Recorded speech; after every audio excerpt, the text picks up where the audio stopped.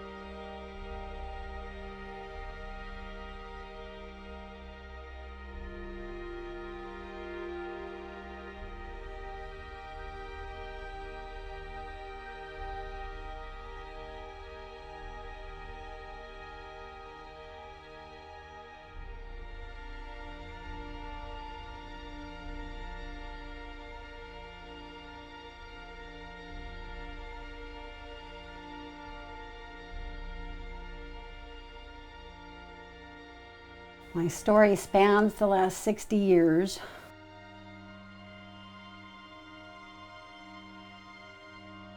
I'm going to touch on all the main highlights of the story, and these do include the Kundalini phenomena, the out-of-body experience, specifically conscious shifts into and out of Earth space, contact and abductions, of course, and the activation of a dormant spiritual skill working with crystals. So my name is Casey Claar.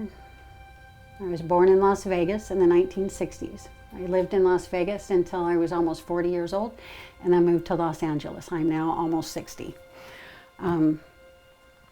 My story in full, it's easier for me to relay if I can just put it on either side of a dividing line of the year 2009.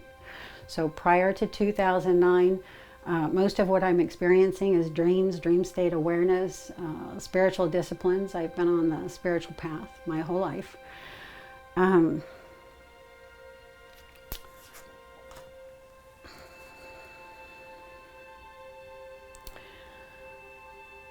Common to my dreams is the phenomena of repeating dreams. Prior to age 20, all I have are repeating dreams, and I'm someone who can bring back my dream state awareness with me every day. From top of the night to bottom of the morning, I used to bring back my dream state in full. One of the repeating dreams was a previous lifetime, and I would have that dream from certain sets of points within that life, which were never the same. Every night it was a different set of points. And then the other repeating dream picks up right after this. I'm being chased. I feel like my feet and legs are being magnetically sealed to the floor. At a certain point I get caught up with, I'm shot with a ray of some kind, and I lose all consciousness. I know now that this repeating dream is how I was processing some of my abductions in the dream state.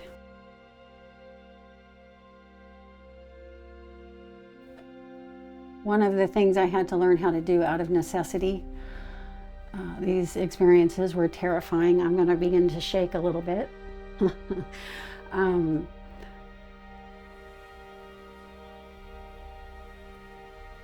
These abductions have not been easy for me to process. Their experiences, the typical experiences on the table. I didn't have only dream state awareness back then. I lived them in first person, in the out-of-body state, but I didn't let myself remember that until 2009. What I had to learn how to do was I had to learn how to scream through to my physical body. And it took me 30 years in this experience to be able to actually scream through to my body, to wake myself up in physical space. Is there anything more I want to say about that?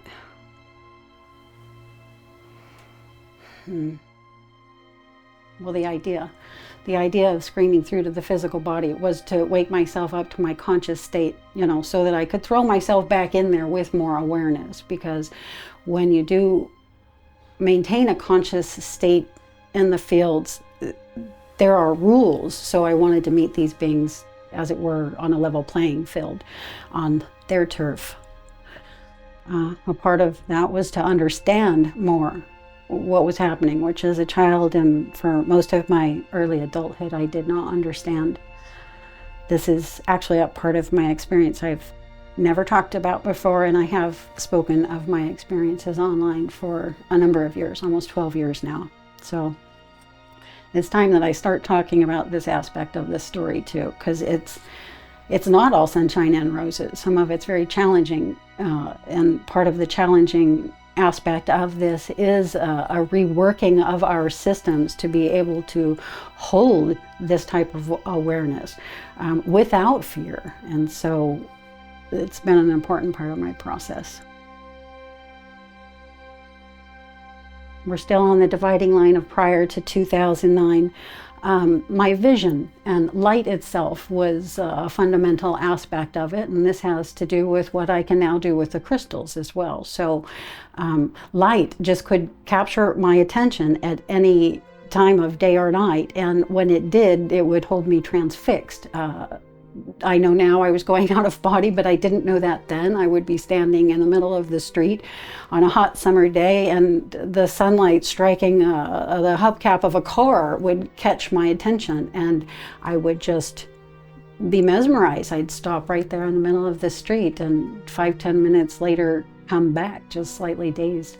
So things like this would happen.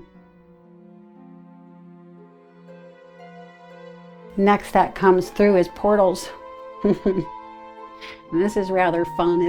It's no longer really surprising me what I'm able to see.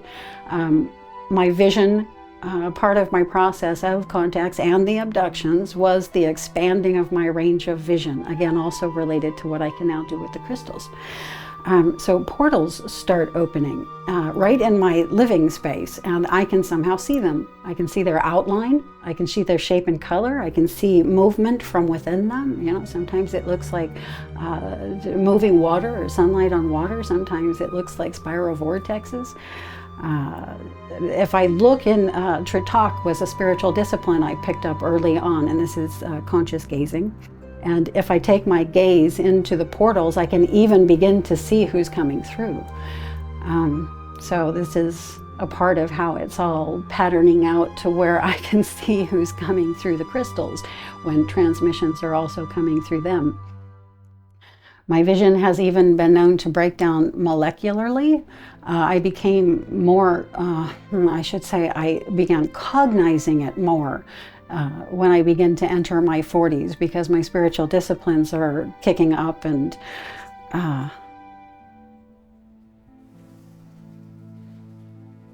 so one day I'm in practice. I'm just at home.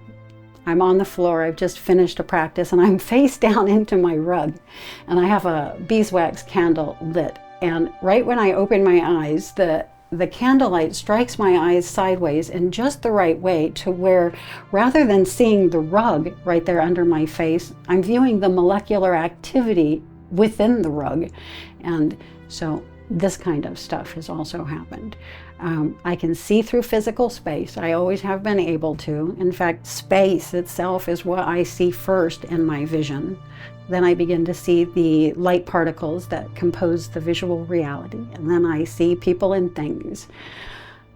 So if I'm looking at people, for instance, if I'm looking into your face, if I take my gaze in to your face and focus, then I'll begin to see your people, just lives you've lived in the past, other beings that are associated with you here in this lifetime will start coming into my vision. Again, also related to how I can see what I do now coming through the crystal, and how the depth and the degree at which I can see it is part of what adds to the clarity of what comes through when there's also tones associated with all of this. The inner sound I could feel my whole life. I always knew to walk my life in it. Las Vegas in the 60s is an empty place, almost nothing there but desert. And so, you know, much of what you do as a kid is just walk out into the desert and sit. That's where I first learned to meditate. It just happens easily when it's so hot. The brainwaves naturally go into the alpha thetas. And so I could hear the inner sound. It was always there. But the tones that come through the center of the head and sometimes through the right and left ears, that really started kicking up to the point where now, for instance, even just this last month, almost every night, it's almost like a symphony going on the center of my head, and then tones coming through the right and the left. I cannot interpret these yet. They are not. It is a language, so it's a communication. I could break this down into messages, words, but that ability has not come yet. So now we're at the dividing line of 2009, and the strangest things are starting to happen in the night.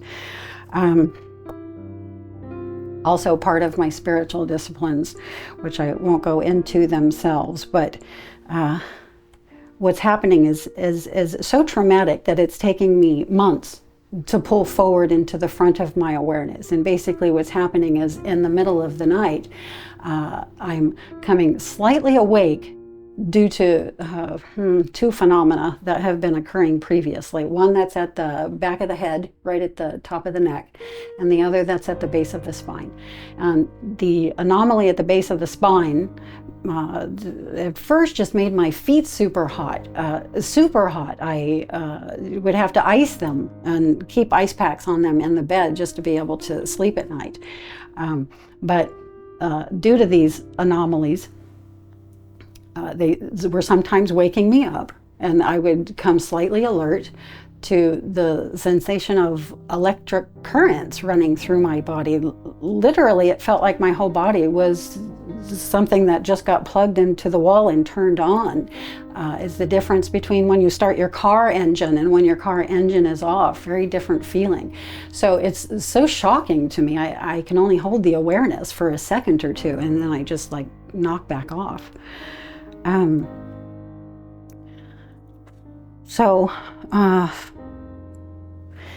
2009, this anomaly is in full effect, and I just start, looking more into it. It starts getting my attention. It starts waking me up more. In the process of a single week, it happened so many times that finally when I woke up in the morning, I remembered it having happened. And I could only think that how strange it was. I didn't know what to think of it at the time.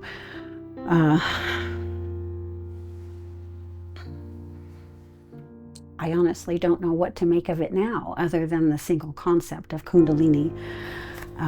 But I don't understand exactly what it is. I can say that it feels like a live wire, and that at a certain point, I discovered that putting salt packs at the base of my spine when I slept at night helped. And that's what also made me cognize it more as a live wire, or just a misfire of something, because the salt packs seem to have a grounding effect.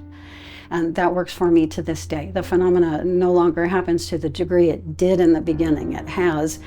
I have worked through a lot of what I had to work through to get through that, but it's still a thing. I still have to use the salt packs. Okay, so missing time. I have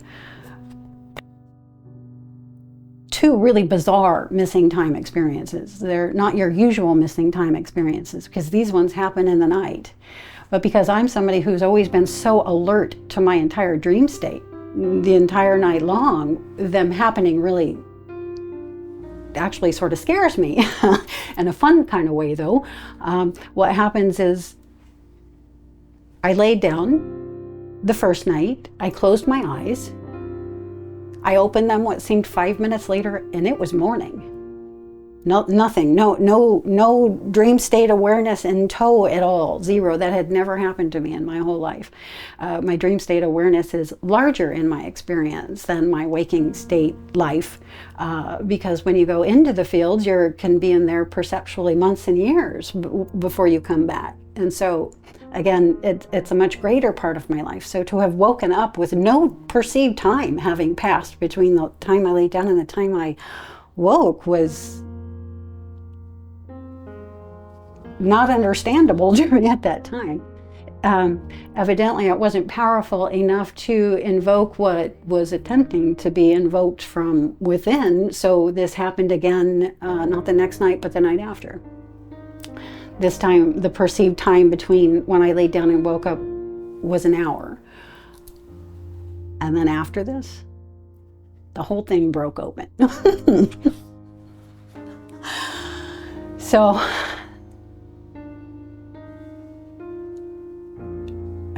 this one's hard. This one's hard. It's everything rolled all into one.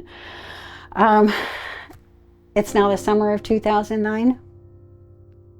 And I wake up inside to a loud voice that is simply booming the words, "Do not do this without the physical body system." And I still don't know in detail what this is about, other than I know now.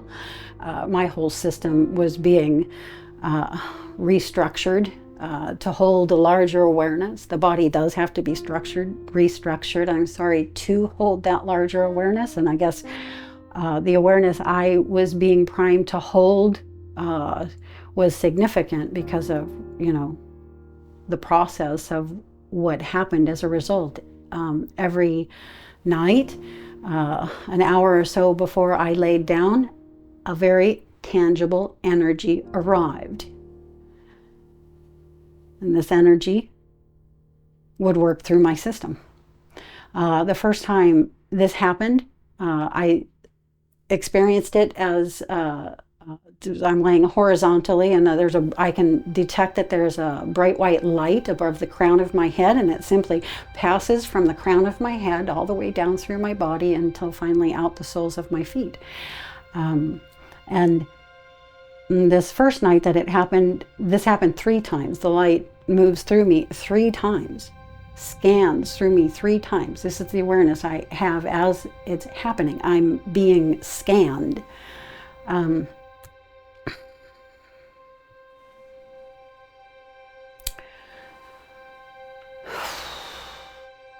So every night, this happened every night for the next 3 years. It just starts at the crown of my head. It jellyfishes. There's this jellyfish kind of movement down through my body and then out the soles of my feet. And then bilaterally, this energy starts clearing my system, starting with my feet and then moving up to my ankles, shins, thighs, hip creases, pelvic floor. Every night, it feels like every bone in my body is being broken. It's slow. The process is slow. It's taking years. It's unrelentless. It's coming every night and painful. But at a certain point in the process, after a couple hours of this happening, I know this incredible thing is going to happen. I'm going to get to go out of body. And this is amazing. The process of consciously shifting out of body is amazing. When there's not something traumatizing happening in the out-of-body experience. But now, in 2014, there's thousands of these experiences, and I can now consciously shift with ease, with assistance from inner beings that are working with me out of body, and I'm taken out regularly. Okay, this is often on board craft. I think I'm going to jump right to the crafts and the sightings. So I have witnessed many different types of crafts from many different viewpoints. I've witnessed them just standing on the ground while they're airborne. I've witnessed myself in groups being ushered toward craft, usually in a sort of a deserty, mountainous area, like toward the end of a cliff, really, is how it often happens. And there's groups of us being taken aboard craft. I've also witnessed directly from within the crafts themselves. I have some, well, let me say there's a range of experience I have with my sightings, you know, anywhere from the standard saucer to the extremely beautiful to the downright horrifying. And so I'm going to start with the beautiful ones. Well, I'll just give you one example. My awakening, and this has been an awakening, this isn't a process of awakening, was in Los Angeles. And so I'm down in the Santa Monica area specifically. A lot of my sightings happen right here. And I will say that the sightings are in the etheric frequency bandwidth of our planet, not directly in physical space. So you would have to have an expanded frequency range or an expanded vision to see these crafts. And if you do, you'll see them. I do see them. And in this instance, there are 3 egg-shaped craft that are pearl in color and like opals. They just shimmer, these soft pastel-y colors.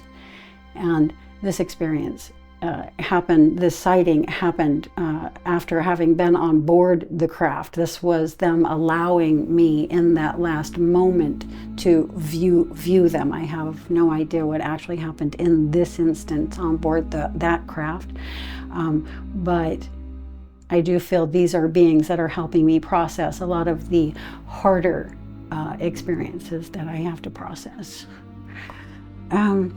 The scary ones, I do want to mention this because I don't think that it does get talked a lot about, and because I do go out of body, because I can make that conscious shift into the etheric frequency bandwidth of our planet and see what's going on there. I think it's actually important that I do start talking about this.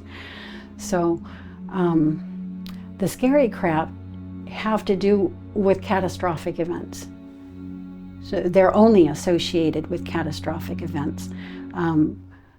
One of the first things that I was taken to see, and I do not know where I am in time, so what I saw could have been in the past, but it also could be in the future. I don't know.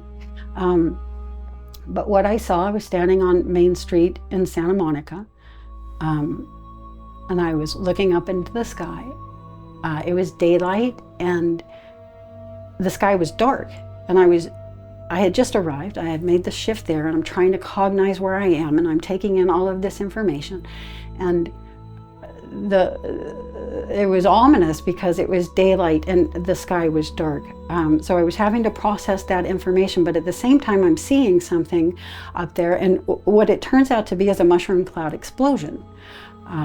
And then my attention is taken to the left of where I'm looking, and from up here I can just see thousands, just thousands. I could not even see sky through them, just thousands of these jellyfish-shaped craft, and they were wafting down to the ground. And again, ominous feeling, the sheer scope of how many of them are there. You know, the feeling is, I don't know if you've ever seen this, I hope many of you haven't, but it reminds me of how the bugs come to take care of our decomposed corpses when we're put into the ground.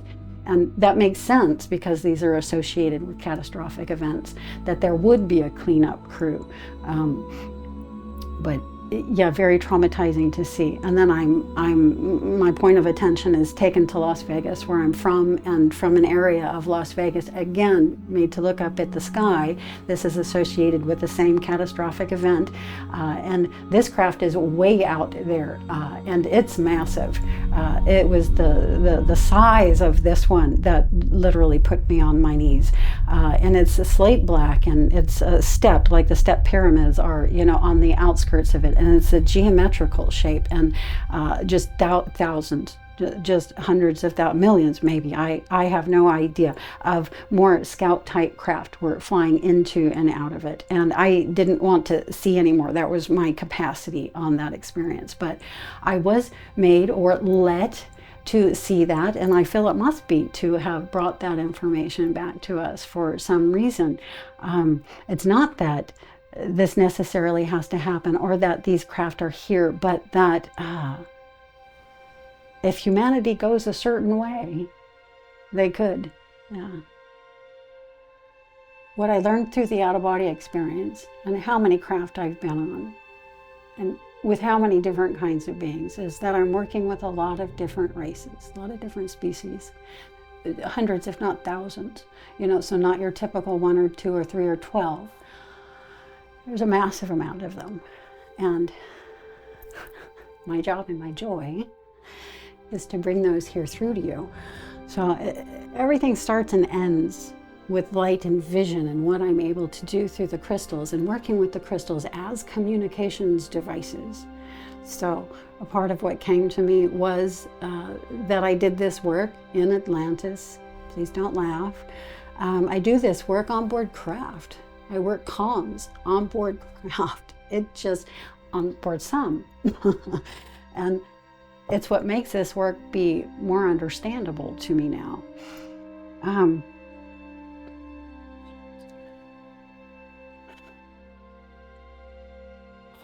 Again, the really nice thing is when you have an experience that's this far out there and this in depth,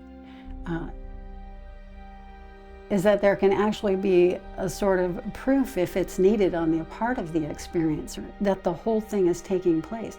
Even after that, it's funny, because even after thousands of experiences, I still have to convince myself sometimes that it's happening. And even though it's been happening in what I can remember now from day one inside the womb, by the way. And so to have this as a proof is priceless.